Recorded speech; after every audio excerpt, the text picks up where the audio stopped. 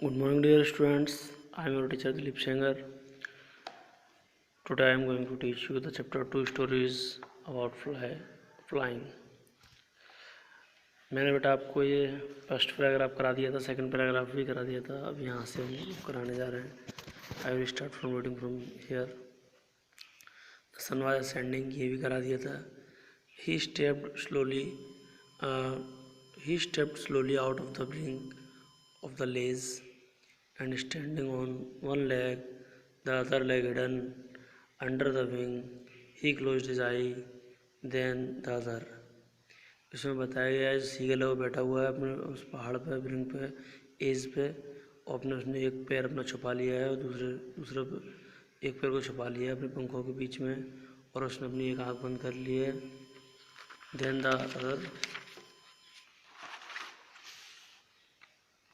And he pretend मतलब होता है बहाने बनाना.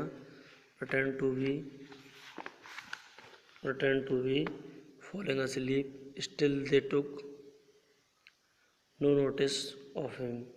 और वो ऐसे बहाना बनाता है जैसे कि वो किसी की ओर ध्यान ही नहीं दे रहा है. He saw his two brothers and his sister lying on the plateau dozing with their heads. उसने अपने दोनों भाई बहनों को देखा, वो क्या है प्लेटू पे बैठे हुए हैं, और डोजिंग का मतलब है ऊँघना या नींद लेना, इस तरह से वासी सी लेना. विद देयर हेड्स, अपने सिर को आरा हिला रहे हैं ऊँघते हुए.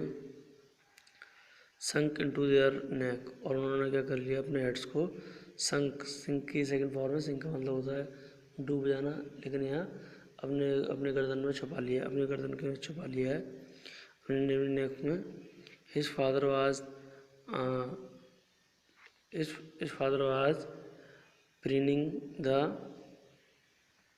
feathers of his white beak. या preening का मतलब making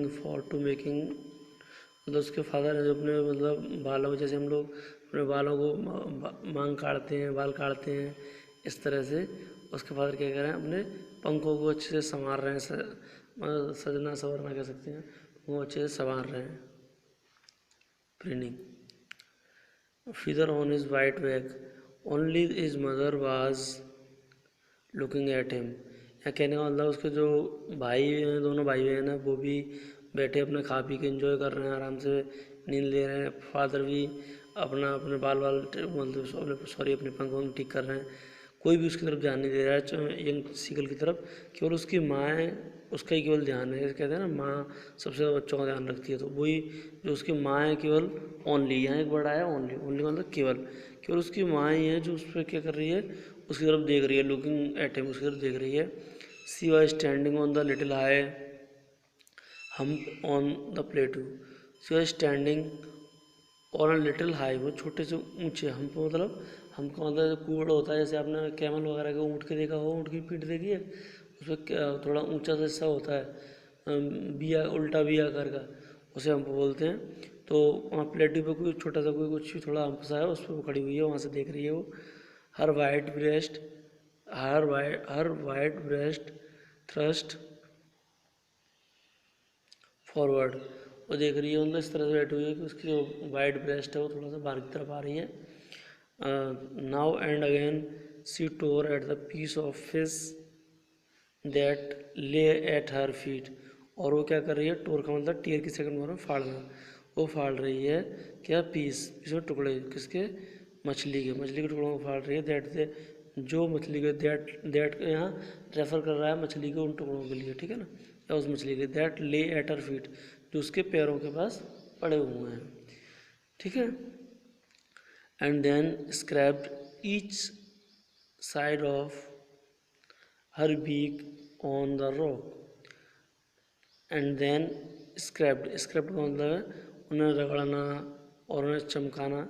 each side of her beak on the rock, तो वो क्या कर रही है, उन्हें फाड़ना. उसके पैरों के पास वो पड़ा हुआ है खाने के लिए मछली के टुकड़े, तो उन्हें फाड़ने के लिए जैसे कुछ लोग अपने काम करने के लिए अपने औजारों को तैयार करते हैं, इस तरह से वो क्या कर रही है, इस तरह से वो अपनी चोंच को रगड़ के अच्छे से पैना कर रही है, तैयार कर रही है.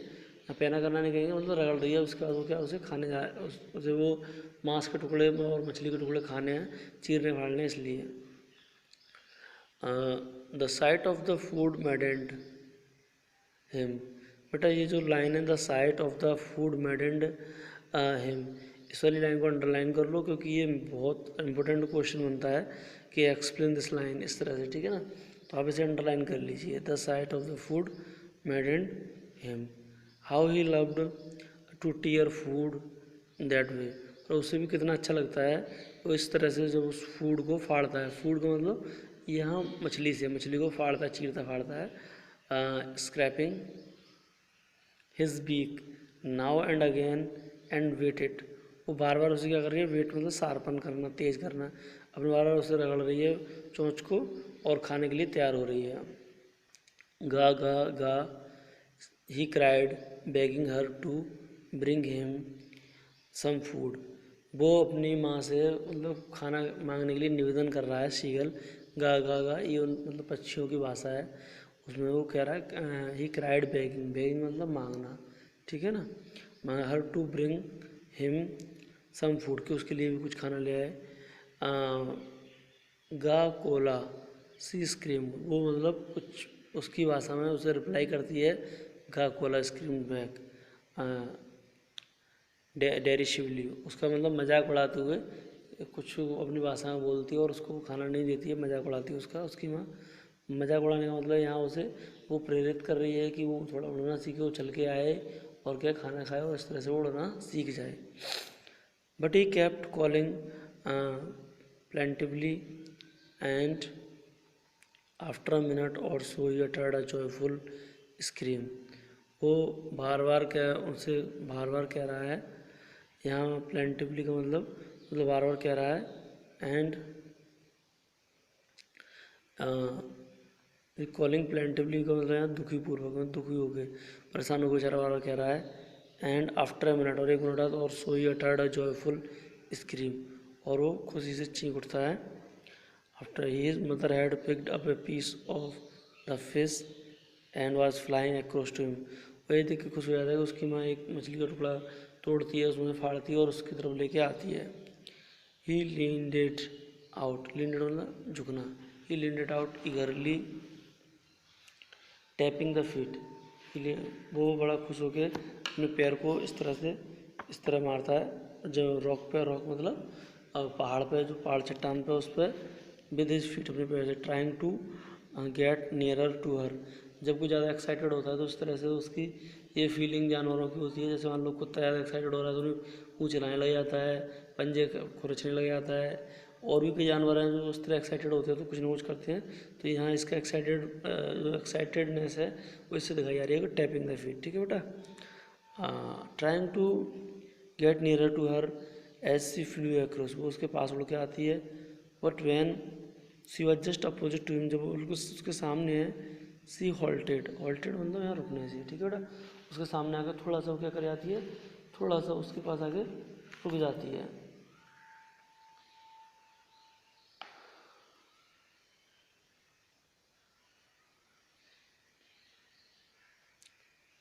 She halted her wings motionless, और उसके पंख एकदम रुक जाते हैं। The piece of the fish in her beak, जो पीस है उसके वीक में, वीक मतलब चोंच, almost within reach of his beak, तो कम से कम उसके यहाँ देखो पहले आया है इन हर वीक, ठीक है, इन हर वीक, सेकंड में आया हिज वीक, तो इन हर वीक माँ को बता रहा है, हिज वीक उस सीगल के बारे में बता रहा है, ठीक है। तो उसकी माँ के जो चोंच में जो पीस है वो कहाँ हो गया है, बिल्कुल उसके पास लेके आ गई है, तो उसकी चोंच के पास आ गया है। He waited a moment in surprise, एक सेकंड के लिए, मतलब एक क्षण के लिए वो सरप्राइज हो गया। Wondering why he did not come near, वो ऐसे देख रहा है कि यहाँ तक आ गई, मैं पीस भी लेके आ गई, लेकिन उसके पास क्यों नहीं आ रही है। And then maddened by hunger, लेकिन वो 24 घंटे से भूखा है तो भूख के मारे पागल हुआ जा रहा है। He dived at the fish, dived का मतलब उछल के झपट्टा मारना, जैसे हम क्रिकेट वगैरह में देखते हैं कि उसने डाइव की बॉल पकड़ने के लिए, तो एकदम उछल जाते हैं ना, वो इस तरह dived at the fish with a loud scream, उसके लिए उछल के जाता बहुत तेज चीखता हुआ। He fell outward and downward into space, वो क्या कर रहा है, तो झपट्टा मारता है, झपट्टा मारते हुए उसके बड़ी तेज़ी से